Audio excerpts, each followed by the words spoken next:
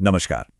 आज हम बात करेंगे भारत के इतिहास के सबसे बड़े आर्थिक प्रयोग की कहानी, पंचवर्षीय योजनाओं की। ये कहानी है एक ऐसे नए नवेले राष्ट्र की जिसने अपनी तकदीर खुद अपने हाथों से लिखने की ठानी थी। तो सवाल ये उठता है कि 1947 में जब देश आज़ाद हुआ तो उसने अपने इकोनॉमिक फ्यूचर का रास्ता आखिर चुना कैसे। इसी सवाल का जवाब हमें ले जाता है पंचवर्षीय योजनाओं के उस लंबे दौर में जिसने करीब करीब 65 सालों तक देश की दिशा तय की। चलिए इस कहानी में थोड़ा और गहरा उतरते हैं। बात यह है कि ये सब शुरू कैसे हुआ। देखिए, आज़ादी के बाद भारत को बहुत तेजी से तरक्की करनी थी, है ना। और उस दौर में एक प्लान्ड इकोनॉमी, मतलब एक सोची समझी योजना के तहत चलने वाली अर्थव्यवस्था का आइडिया दुनिया भर में काफी पॉपुलर था। तो भारत ने भी यही रास्ता अपना।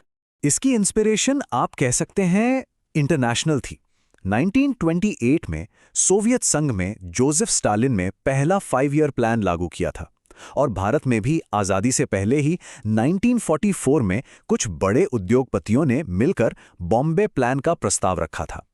इन्हीं सब आइडिया से प्रेरणा लेकर 1951 में आज़ाद भारत ने अपना पहला 5 ईयर प्लान लॉन्च कर दी।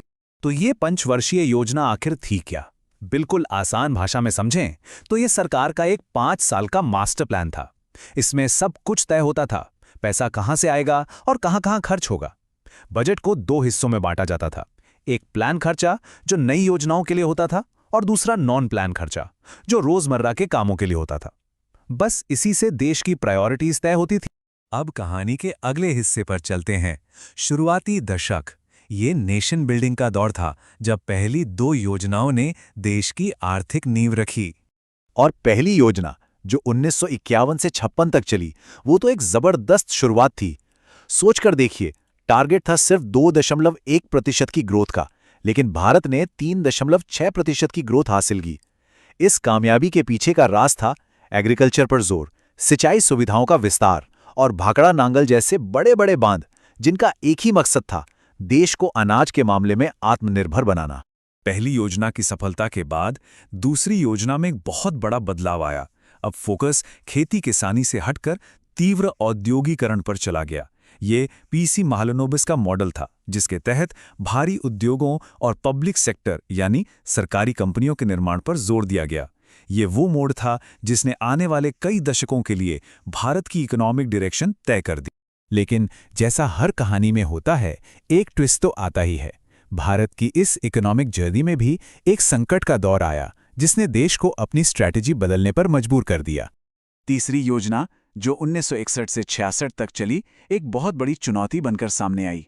टारगेट रखा गया था 5.6% की ग्रोथ रेट का, लेकिन असल में विकास दर कितनी रही? सिर्फ 2.4%।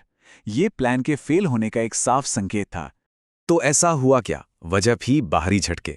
1962 में चीन के साथ और 1965 में पाकिस्तान के साथ युद्ध ने हमारी इकोनॉमी की कमर तोड़ दी। हालात इतने ज्यादा बिगड़ गए कि सरकार को 3 साल के लिए योजनाओं पर ब्रेक लगाना पड़ गया, जिसे प्लान हॉलिडे के नाम से जाना जाता है। इन्हीं मुश्किलों और संकटों से एक नई सोच ने जन्म लिया। अब डेवलपमेंट का मतलब सिर्फ इकोनॉमिक ग्रोथ नहीं था, बल्कि सोशल गोल्स भी थे।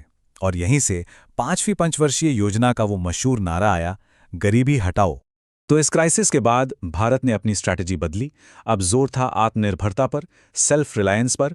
इसी सोच के साथ चौथी योजना में 14 बड़े बैंकों का नेशनलाइजेशन किया गया।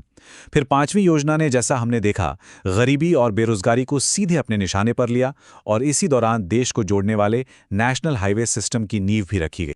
अब हम आते हैं भारत के आर्थिक इतिहास के सबसे बड़े टर्निंग पॉइंट पर। ये वो दौर था जब भारत ने स्टेट कंट्रोल्ड मॉडल से हटकर एक बिल्कुल नई दिशा अपनाई। साल था 1991। देश एक बहुत गंभीर विदेशी मुद्रा संकट से गुजर रहा था। हालात इतने नाजुक थे कि भारत को अपनी पूरी इकोनॉमिक पॉलिसी पर फिर से सोचने के लिए मजबूर होना पड़ा। ये एक ऐतिहासिक पल था जिसने सब कुछ बदल दिया। और इसी संकट से निकलने के लिए आए एलपीजी रिफॉर्म्स। एल यानी लिबरलाइजेशन, मतलब सरकारी कंट्रोल और नियमों को कम करना। पी यानी प्राइवेटाइजेशन, जिसमें सरकारी कंपनियों का मालिकाना हक निजी क्षेत्र को दिया गया। और जी यानी ग्लोबलाइजेशन, जिसने भारतीय अर्थव्यवस्था के दरवाजे दुनिया के लिए खोल दिए। और इन सुधारों का नतीजा, अरे वो तो जबरदस्त था।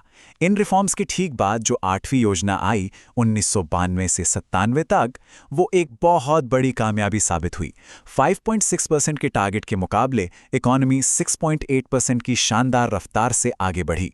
चलिए अब इस कहानी के अंतिम अध्याय पर चलते हैं, जहां पंचवर्षीय योजनाओं का ये लंबा दौर अपने अंत पर पहुंचता है।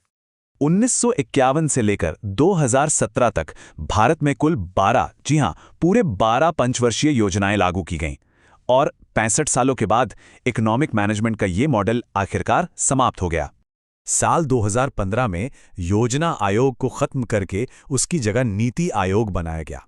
देखिए, ये सिर्फ नाम का बदलाव नहीं था, ये सोच का बदलाव था।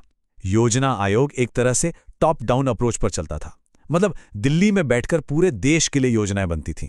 वहीं नीति आयोग एक थिंक टैंक है जो सलाहकार की भूमिका निभाता है और राज्यों के साथ मिलकर काम करने पर जोर देता है। नीति आयोग अब 5 ईयर प्लान्स की जगह एक ज्यादा लंबी अवधि की सोच के साथ काम करता है।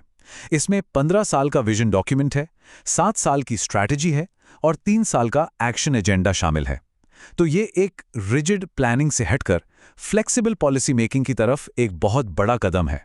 तो पंचवर्षीय योजनाओं से लेकर नीति आयोग तक का ये पूरा सफर भारत की बदलती जरूरतों और एम्बिशंस को दिखाता है और ये हमें एक बहुत अहम सवाल पर लाकर छोड़ देता है। एक ग्लोबल पावर के तौर पर उभरते हुए भारत की आर्थिक कहानी का अगला अध्याय क्या होगा?